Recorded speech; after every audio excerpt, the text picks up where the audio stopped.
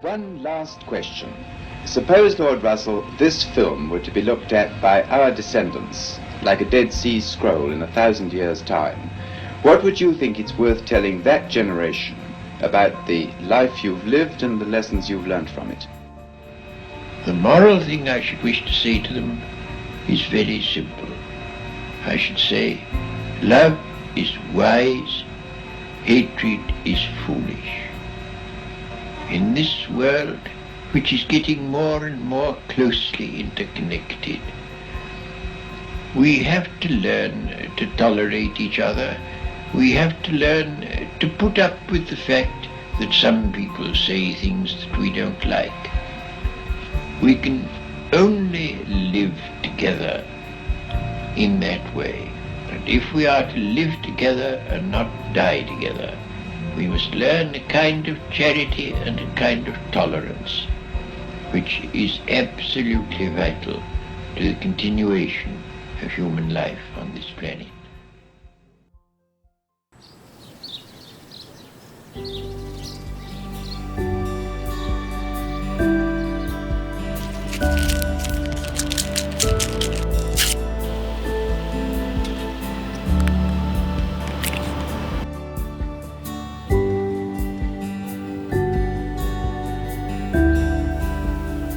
Look, Utica University, you're really great and all, but I finally realized that despite all of the good times that we shared together, I think we need to talk.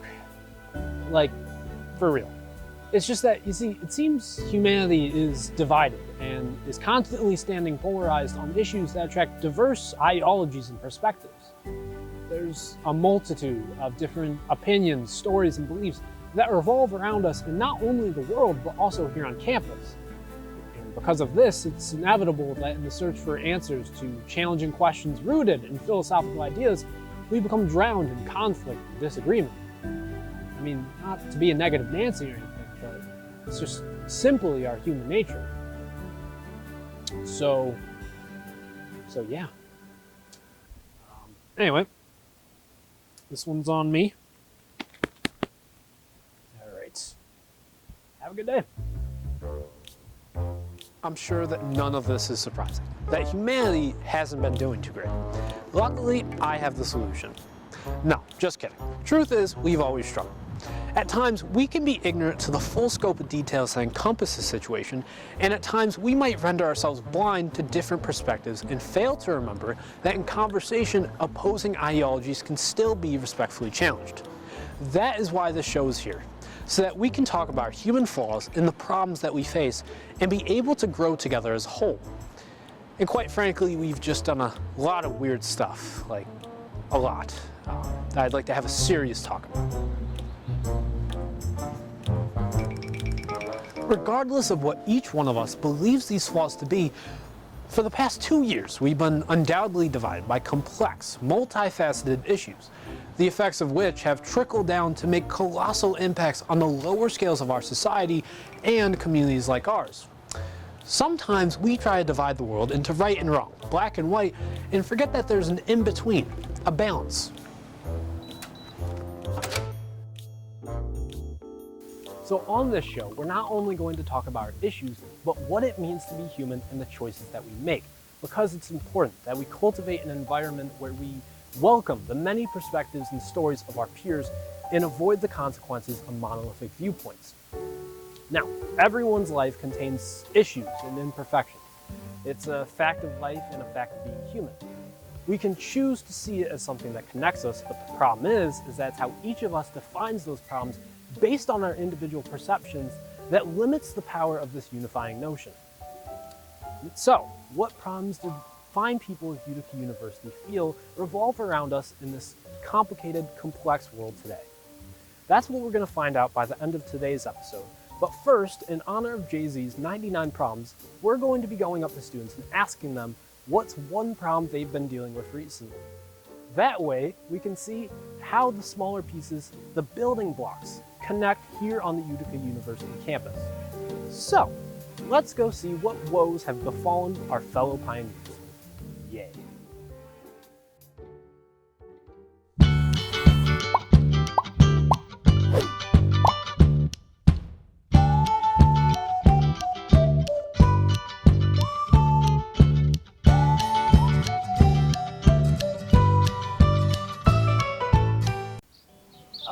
Why, hello there. So splendid of you to join us on this fine, sunny afternoon in upstate New York. The sun is shining brightly in the blue sky, and you can even feel a light autumn breeze brushing by every now and then as you listen to the birds sing. It's nice. Yeah. Alright, let's go bother people.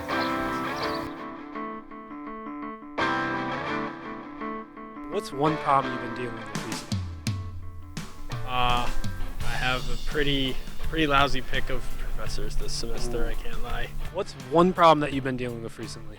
I don't know, I guess time management. Getting up in the morning for class. Midterms. One problem? Yeah. Waking up. It's cold. What's one problem you guys have been dealing with recently? That's a deep question. That's a loaded question. That's a loaded Do question. you have time? Yeah. Yeah. Let's get into it. I have to collect my thoughts. Okay, I'll give you a second, think about it. Yeah. Excuse me. You mind just answering like one question? What's one problem you guys have been dealing with recently? Like related to anything? Yeah, anything. Gas prices. Gas prices. Actually, I mean, they're on their way back down, but... gas prices in Washington State is $5.50. But here it's Five. All right, I'm not going to complain anymore. All right, I feel pretty grateful then. Sir, get the squirrel. We're gonna do an interview with the squirrel. Come here. Come here. You didn't want to do an interview. Excuse me, do you guys mind if we just interrupt your pool game and ask you a question? You're okay. What's one problem you've been dealing with recently? Like, in general? In general. Yeah. I guess financial? Financial? Motivation. Motivation? That's a big one. What do you mean, like? Ever since, because I didn't really need the break. So, but when I got it, and I enjoyed my break, now I don't want to do any work, and I've been struggling to get all my work in on time. Then I came home and it was like 3:45. Yeah, never mind. Gas isn't a problem, I guess. God, just, I don't know, jog here, right? I mean, I live in Albany. That's a long jog. Well, get running. I gotta wake up early, man. I gotta wake up real early. Well, the first thing that came to mind was What's one problem you guys have been dealing with recently? recently. Yeah. Homesickness. Homesickness? Where are you from? I'm like just off of Plattsburgh, but sorry, this is really good. I can't stop eating. What is that right there? I zapped some apple pie and put some vanilla ice cream on top. That's It's really good. It's art. that is. Yeah. I kind of want some. You should go get some. I should. I'll be right back, guys. Yeah. Yeah. Go grab some. I only had two. What? I only had two. You want to say that on camera right now? Yeah. Oh. My professors already know what's up, actually. They already know what I'm about, and that's skipping morning classes on Which Fridays. classes did you have? Computer Science 101. Okay. We weren't doing a lab. That's fair. I don't blame you for that. Yeah. And then statistics, which I'm doing bad in, so maybe I should have gone. All your Don't just I think the same thing as you Yeah. on that one. I'd say mental health is a big one. Mental health. Like balancing the social life and the grades and the friends and like Yeah. try not to like explode on people when they make you mad. Especially like, I don't know, I guess student athlete as well, like just like it's really heavy on you. Ditto. What sport do you guys play? Or do you We are on the soccer team. soccer team? I used to play softball and I actually quit because of the whole mental health thing. So Yeah. Do you do any like extracurricular activities? well, now that I have a lot more time on my hands, I go to the gym every day. I'm actually vice president of the ski club. Join the ski club if you like to ski or snowboard. Yes.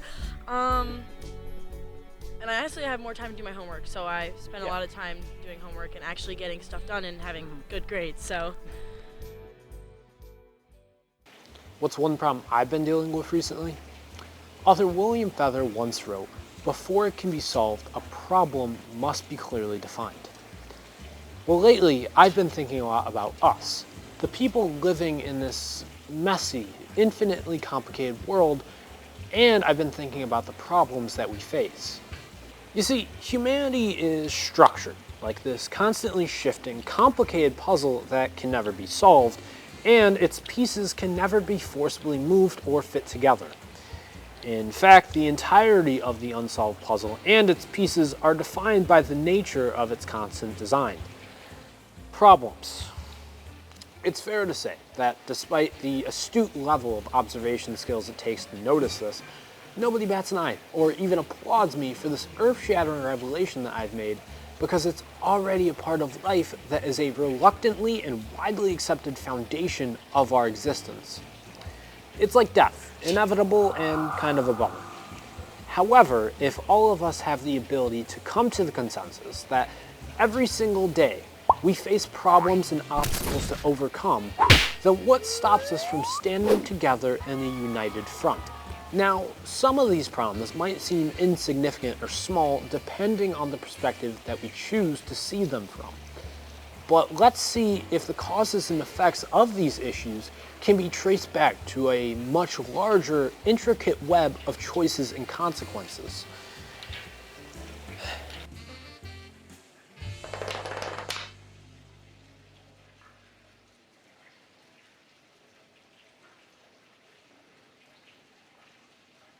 Okay, this is impossible. Just cut to the next part because this is just so freaking annoying.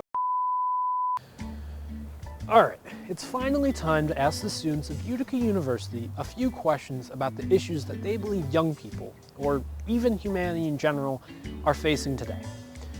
Rather than me continuing to drive home the point even further that humanity is just overflowing with problems, I've decided to pass that bright, burning torch of pessimism on to you guys. But see, that's the thing. Here I am telling you, the audience, that humanity is just this mop bucket filled with pain, suffering, and human flaws and a generic brand of dish detergent. But who am I to tell you that this is the perception that you should have?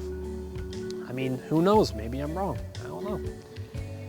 Maybe people actually have no problems at all with the world and I'm just some nerd getting philosophical for no reason.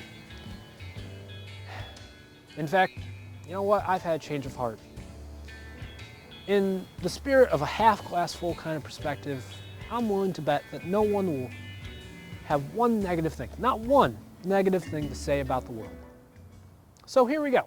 Today we're going to be playing Feedback on Humanity. What's one problem that you think the world is dealing with today? One? What's one issue that you guys think the world has been dealing with recently? We would be here for a while. What's one problem that you think the world is facing today? Just one. I mean, you can make I don't know, this is a lot of pressure. It's a quiz.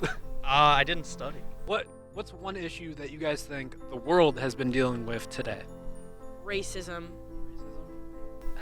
I guess there's not a lot of resources for mental health available, even though there's more awareness. How do you think that could be improved in some way?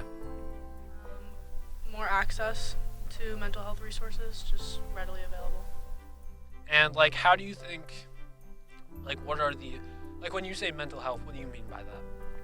Just resources, talking to therapists and stuff like that. Just resources that can be provided without needing an actual doctor.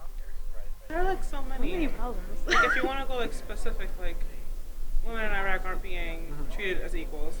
Here, we still have a lot of police brutality that isn't being reported and are being covered up by people. Okay. There's also a rise in anxiety and depression in a lot of people. What's one issue that you think the world is dealing with today? Too much sensitivity, I guess. I don't know. Yeah. It's just everyone can be who they want to be, and we don't have to say anything about it. Everyone could just be nice to each other. That's all. That's it.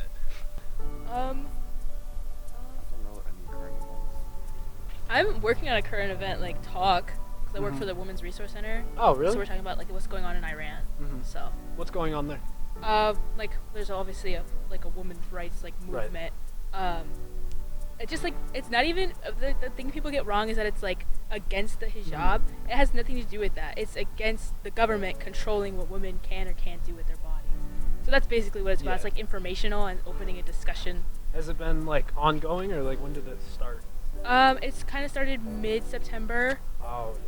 But protests have been going on for a while. But yeah. For me, I don't know if it's just because since I'm a woman, I'm more finely tuned to it. But I feel like I've been seeing a lot more misogyny lately, and like it's just I was like gonna say sexism. Yeah. Sexism, yeah. Would you I say don't it's something that occurs like here on this campus, or? Occasionally. I Possibly. think, yeah, not as bad as it could be, as bad as it probably is other places, but I mean, you see it everywhere, so it's not like this stands out particularly. But recently, especially on social media, it's been bad. Like stuff that we're seeing of like And it's other just, like, things that more other people are accepted dealing now. with. What kind of things have you guys seen? I don't really Like on social media or here. Like social media or anywhere really. I know that whole like she asked for it thing. Oh. That I've been seeing a lot of. I feel like at least here, with at least the people in like my major, like the faculty, has been always been really like open about like being inclusive about everything. So I kind of feel more trustworthy about them to go with any kind of issue I have.